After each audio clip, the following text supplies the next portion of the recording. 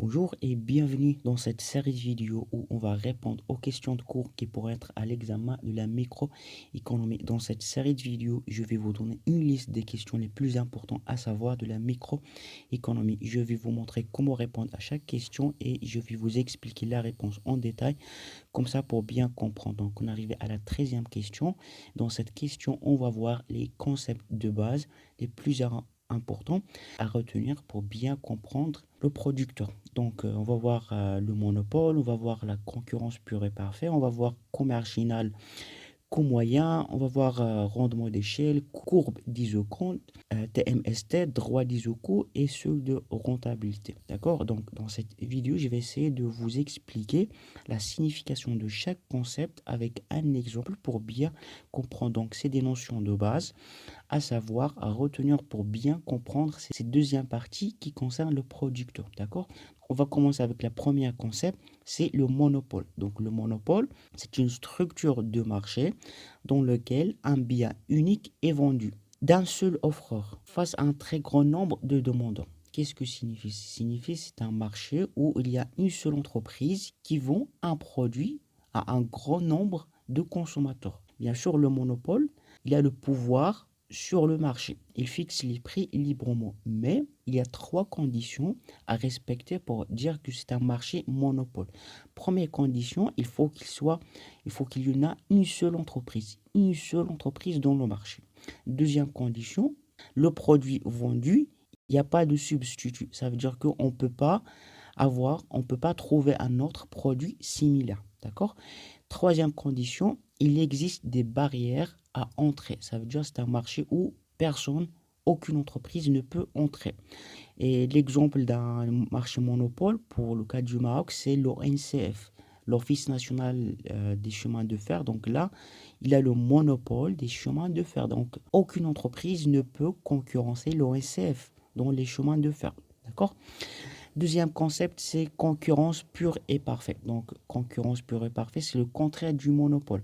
Là, c'est une structure de marché où il y a plusieurs offreurs de biens face à un grand nombre de demandeurs. Là, il y a plusieurs entreprises dans le marché avec plusieurs demandeurs, plusieurs consommateurs.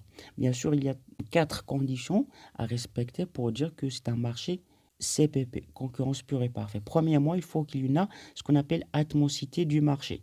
Il faut qu'il existe un grand nombre de demandeurs et d'acheteurs, plusieurs entreprises et plusieurs demandeurs.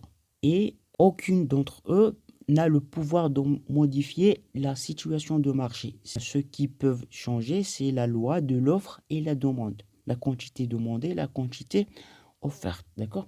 Deuxième condition, c'est homogénéité du produit. Ça veut dire que les caractéristiques du produit doivent être les mêmes. Ça veut dire peu importe l'entreprise, on va trouver les mêmes produits avec les mêmes caractéristiques. D'accord? Troisième condition, c'est ce qu'on appelle libre accès. Ça veut dire que le marché est libre. N'importe quelle entreprise peut entrer dans le marché. Quatrième condition, c'est ce qu'on appelle transparence du marché. Ça veut dire que les entreprises ont toutes les informations concernant les consommateurs et aussi les consommateurs ont toutes les informations concernant les entreprises.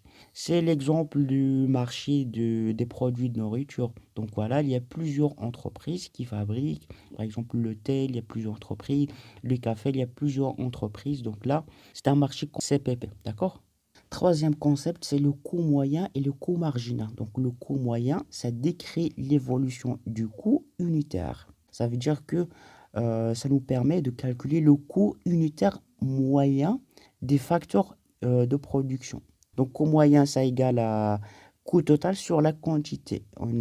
Pour le coût total, il y a les coûts variables et les coûts fixes. Donc là, c'est ça la formule pour les calculer.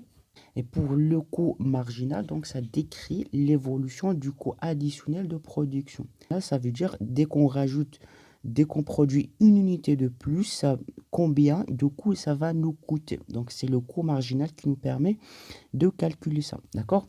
Quatrième concept, c'est le rendement d'échelle. Donc le rendement d'échelle, qu'est-ce qui signifie? C'est la façon avec laquelle évolue la production lorsque les facteurs de production accroître. D'accord? Donc, ça signifie la production obtenue. Si on rajoute plus de facteurs de production, combien de résultats on va voir? D'accord? Supposons par exemple pour 10 ouvriers, donc 10 salariés ou bien 10 ouvriers, nous permet à l'entreprise de produire, par exemple, 10 tables. 10 ouvriers produit 10 tables. D'accord? Donc là, il y a trois possibilités. Soit on dit rendement d'échelle est constant, ça veut dire que le volume de la production augmente de la même proportion que la quantité employée des deux facteurs. Ça veut dire, si on rajoute par exemple 15 employés, 15 ouvriers, ils vont nous produire 15 tables. Donc au début, on a 10 ouvriers qui produisent 10 tables. On a rajouté 15 ouvriers, donc il nous produit 15 tables, donc c'est constant. On rajoute plus de facteurs de production, plus de travail et on aura le même résultat. D'accord? Deuxième cas, c'est rendement d'échelle croissant. Ça veut dire que le volume de la production accroît supérieur d'une manière plus élevée par rapport aux quantités des facteurs de production. Par exemple, on a rajouté 15 ouvriers, mais cette fois, ils ont produit 20 tables. Donc au début, 10 ouvriers ont produit 15 tables, 15 ouvriers ont produit 20 tables. Donc la production augmente plus que les facteurs de production. Troisième cas, c'est rendement d'échelle décroissant. Ça veut dire que le volume de production augmente moins vite que les facteurs de production. Par exemple, on a recruté 15 ouvriers, mais on a vu qu'ils ont produit que 12 tables. Au début, 10 ouvriers ont produit 15 tables. Dans ce cas-là, 15 ouvriers ont produit que 17 tables. D'accord? C'est moi. D'accord? Donc, en général, c'est ça les premiers quatre concepts. Donc, on se retrouve dans la deuxième vidéo pour le reste des autres concepts de base. On va voir les courbes d'Isoku, le TMST, la droite d'Isoku et le seuil de rentabilité. Et si vous n'avez pas encore compris une partie de la microéconomie, je vous laisserai le lien dans la description de toutes les parties que j'ai expliquées jusqu'à maintenant. Si vous avez encore des difficultés à comprendre la manière dont moi je vous explique en français, le lien dans la description d'une méthode qui vous permet de parler français couramment en seulement 30 jours. Allez, je vous dis bon courage et à la prochaine vidéo.